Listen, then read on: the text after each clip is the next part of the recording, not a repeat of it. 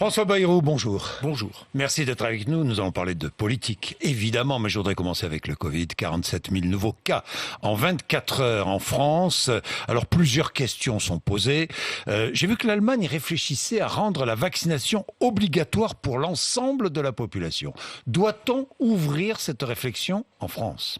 Oui, comme vous savez, c'est ma position depuis le début de 2021, depuis qu'on a su que le vaccin était, 1, efficace, et 2, sans effet secondaire. Oui. Quasiment sans effet secondaire.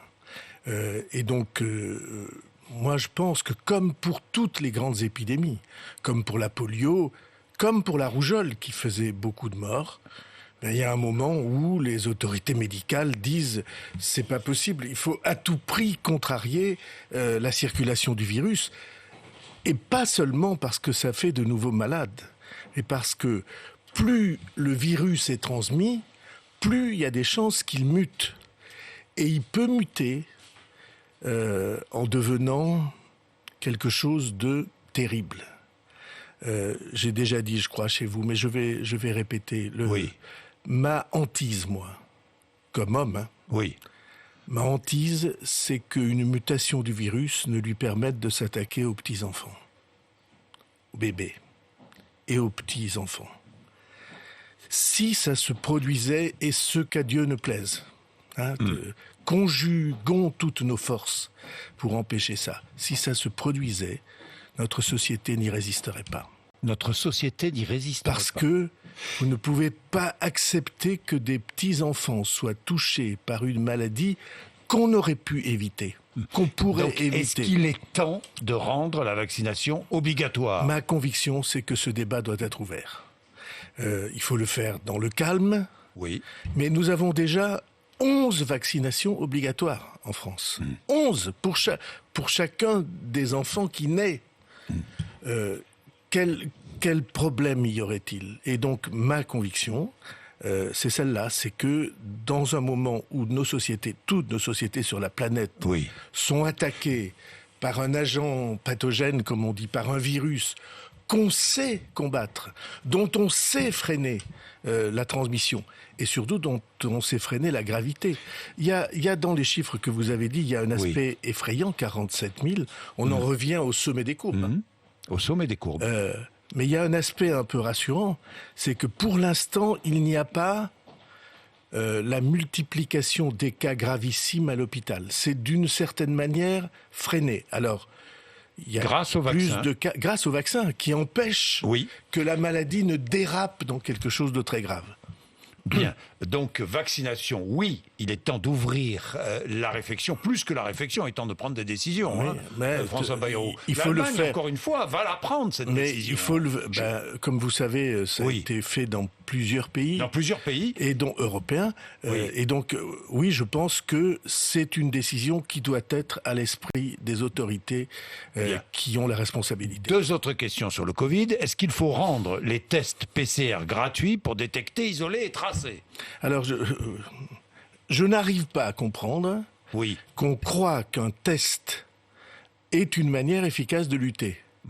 Parce que entre le moment où on fait le test et le moment où on devient contagieux, il y a toute une période. Vous avez reçu beaucoup d'épidémiologistes ici. Ils vous ont tous dit ça. Demain, le président du conseil scientifique, Jean-François Delfrécy, sera à votre place. Ils vous ont tous dit ça, ou à peu près. C'est cette période de délai, on dit période de latence, entre le test et la maladie qui se déclare et le fait qu'on devienne contagieux, qui est extrêmement dangereuse.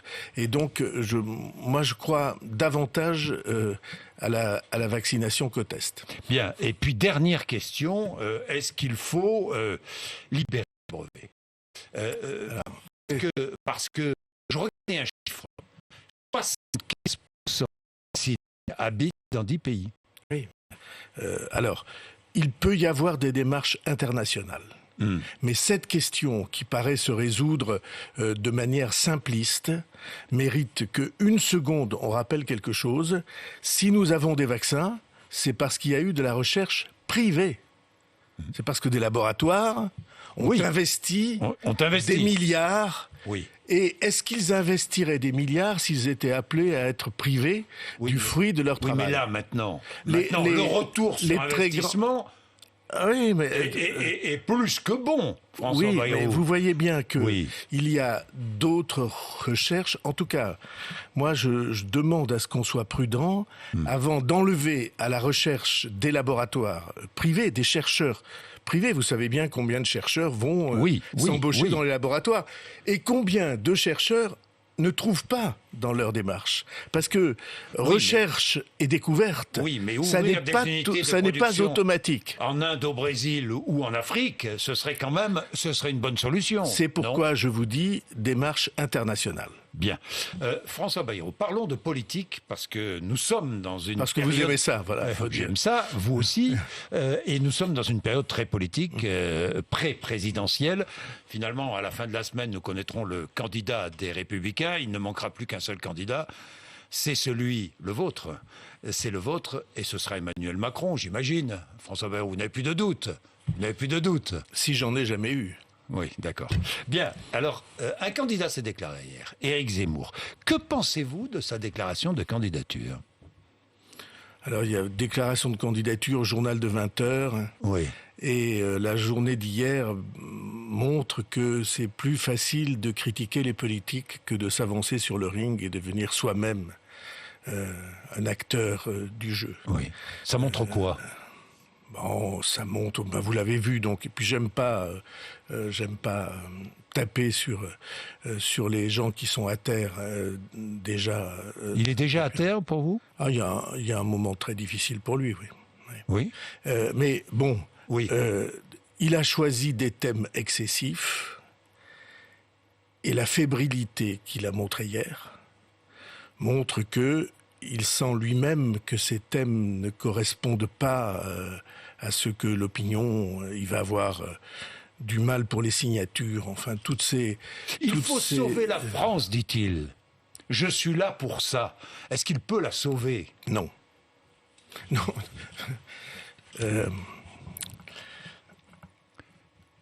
Je suis très, très frappé par une ou deux choses. J'ai regardé, non parce que c'était un pensum très difficile à supporter pendant 4 fois 3 heures de temps, les débats, entre guillemets, des Républicains. Alors il y a 2 réflexions. La première, c'est qu'aucune personnalité ne se détache des autres, et c'est mauvais signe pour une élection présidentielle. Quand aucune personnalité ne se détache des autres, c'est le premier point. Il y a un deuxième point... c'est que j'ai été frappé qu'un sujet soit à peu près totalement absent de tout. Alors il y avait des heures et des dizaines d'heures sur immigration, sur... la sécurité et l'immigration, oui. Je vais revenir sur l'immigration. Mais il y a une chose qui était absente. Alors ils annoncent tous qu'ils vont donner de l'argent à tout le monde. Les uns en supprimant des postes de fonctionnaires, d'autres... en multipliant les interventions. Là, il y a une chose qui était complètement absente. Comment fait-on pour reconquérir les parts de marché, la production industrielle et agricole, tout ce qui a été perdu par notre pays sous leur règne, j'allais dire, sous leur prééminence, alors qu'ils étaient au pouvoir, pendant des décennies. Et cette question que j'appelle moi celle de la reconquête industrielle, agricole et de services, cette question-là, la dynamique du pays pour saisir à bras-le-corps les défis de notre temps était à peu près totalement absente. Et donc je trouve, et c'est la même chose chez Zemmour évidemment, donc cet aveuglement sur les difficultés que nous rencontrons, parce que le contrat social français, n'est-ce pas? Nous sommes un pays dans lequel l'éducation est totalement gratuite. Regardez autour de nous, les autres pays. La santé est totalement gratuite. L'assurance chômage est présente. La retraite, avec toutes les difficultés, est là pour tout le monde. Ce contrat social-là, cette immense chaîne de solidarité, faut la financer. Et pour la financer, il faut quoi? Il faut des citoyens nombreux et du travail. Et du travail. Bien, je vais revenir justement. Et de la production. Voilà. Et de la production. Je vais revenir sur la dette, je vais revenir sur le commerce extérieur de la France, qui inquiète François Bayrou. À juste titre. À juste titre. Mais deux choses encore. Marine Le Pen profite des errements d'Éric Zemmour et le distance aujourd'hui largement dans toutes les enquêtes d'opinion. Est-ce qu'elle est la seule, selon vous, à pouvoir battre Emmanuel Macron ? Non, l'hypothèse selon laquelle on se trouverait devant un risque extrémiste en France, je la récuse.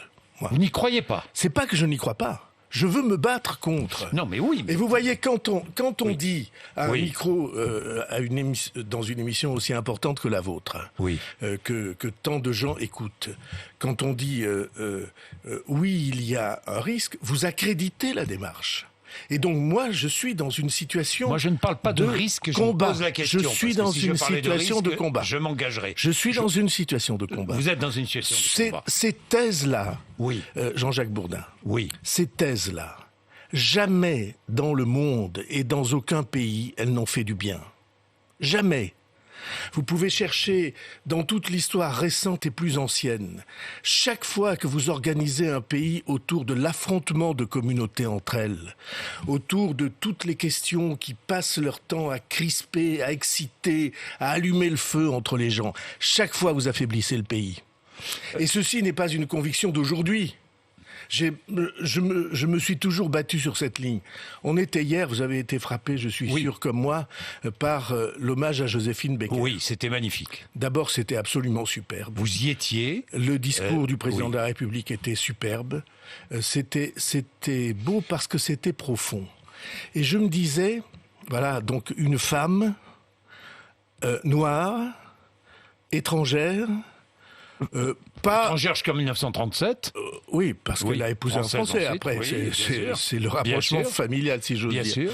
Et donc, française par mariage, aux mœurs scandaleuses pour son temps, qui s'engage au service de la France au point de risquer sa vie, et dans laquelle la communauté nationale peut se reconnaître. Il y avait deux choses hier. Pour moi. La première, je suis sûr que vous avez senti la même chose. La première, il y avait une gaieté. Comme si 50 ans après sa mort, la gaieté de Joséphine Baker, la joie de vivre, l'envie de vivre de cette femme qui a poussé l'instinct maternel jusqu'à adopter 12 enfants abandonnés, avec toutes les difficultés que l'on sait qu'elle a rencontrées. Ça résonnait. Il y avait encore des ondes de joie de vivre. Et la deuxième chose, je me disais, c'est assez éclairant parce que je préfère de loin une France qui a Joséphine Baker dans ses rangs qu'une France qui exclut Joséphine Baker parce que la couleur de sa peau, son origine ou sa manière d'être aurait scandalisé. Et je trouve que ce que le président de la République a réussi à dire très bien, c'est que, et c'est pas seulement moi qui le dis, c'est pas par esprit partisan, mais ceux qui étaient autour de moi et qui sont pas de mon bord politique disaient la même chose, c'est que c'est la France. Là, il y avait une part essentielle de la France. François Bayrou, la maison commune. Tiens, puisqu'on parle de France, la maison commune, avec une direction très masculine, Jean Castex, Richard Ferrand, Édouard Philippe et vous-même. Non. Quoi ? Il y aura dans la direction autant de femmes que d'hommes. C'est un engagement. Les 4 grands patrons. Et j'en donne la garantie. J'ai donné les noms des 4 grands patrons. Il y en a 2 qui étaient premiers ministres et 2 qui sont des chefs de parti.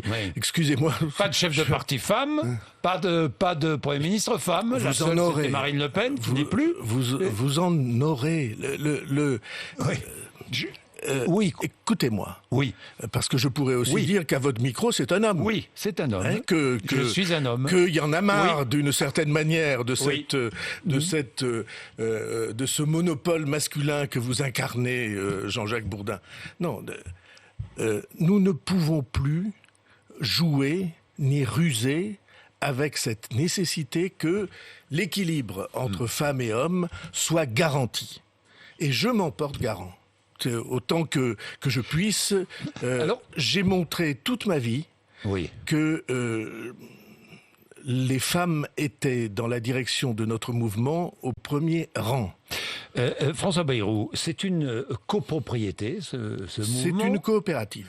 C'est une copropriété parce que chacun reste un peu chez soi quand même, non? Non, chacun apporte à l'ensemble tout ce qu'il a et tout ce qu'il est. Oui.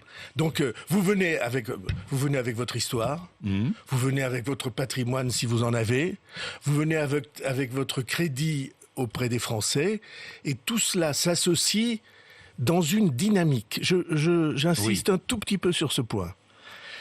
C'est pas quelque chose d'arrêté, c'est quelque chose qui bouge, puisque ce que nous avons accepté tous, c'est qu'on ne ferait rien les uns contre les autres, pas de guerre interne. D'ici la présidentielle au moins, mais j'espère pendant 4 mois, quoi.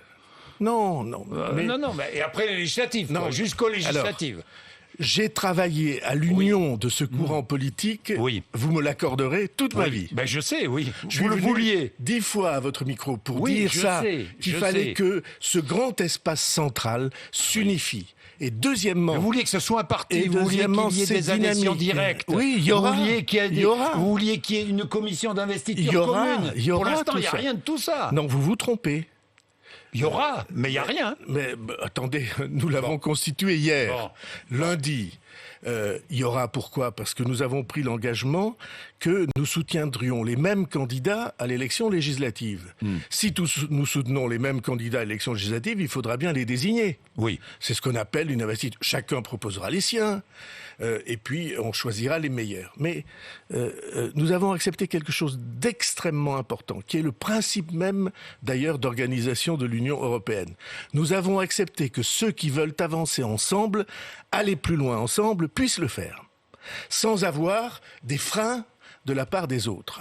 C'est ce qu'on appelle en Europe les coopérations renforcées. Toutes les politiques ne sont pas suivies par tous les pays européens. Mais ceux qui veulent aller de l'avant, sur plusieurs sujets, l'euro par exemple, peuvent aller de l'avant. Et les autres, d'une certaine manière, seront entraînés par ce mouvement. Alors vous pouvez dire que je suis optimiste, vous pouvez dire que je suis idéaliste. Il y a pire reproche que cela. Je pense que quand on veut faire bouger les choses, il faut être optimiste et idéaliste. François Bayrou, vous n'aimez pas la dette? Je n'aime pas la dette mauvaise. Oui. Comment est-ce qu'on rembourse 3 000 milliards d'euros de dette?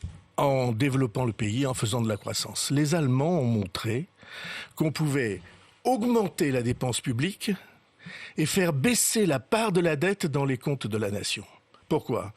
Si vous avez une dette qui augmente de 5% et que la croissance du pays en 2 ou 3 ans arrive à 10%, la part de la dette baisse. Vous comprenez évidemment. Voilà. Et c'est pourquoi je vous dis que la reconquête de la production, la reconquête de l'industrie, la reconquête de l'agriculture, la reconquête aussi des services nouveaux, tout cela, c'est la condition du développement, du rééquilibrage des comptes et aussi du contrat social. Et le déficit de la balance commerciale de la France. Eh bien, vous mettez le doigt, voyez.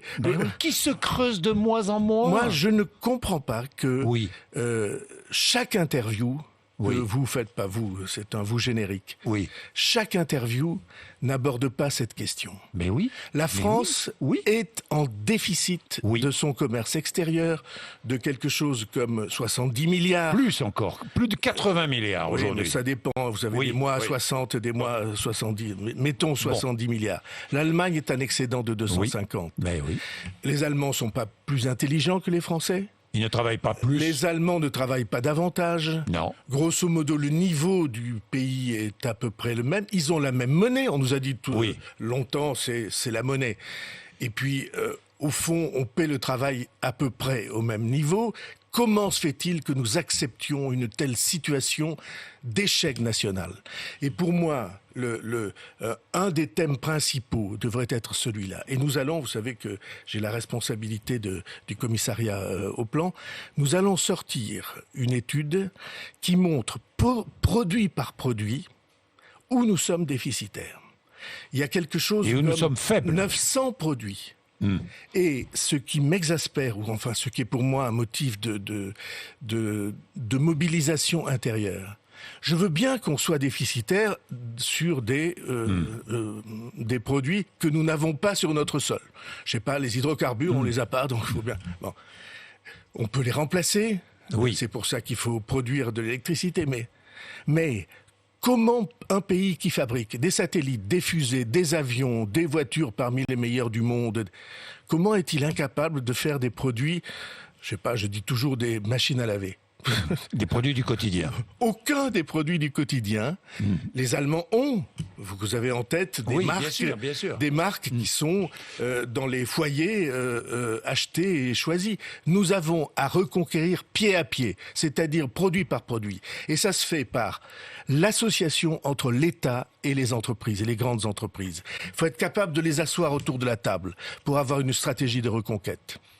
Merci François Bayrou d'être venu nous voir ce matin sur RMC BFM TV. Il est 8h53.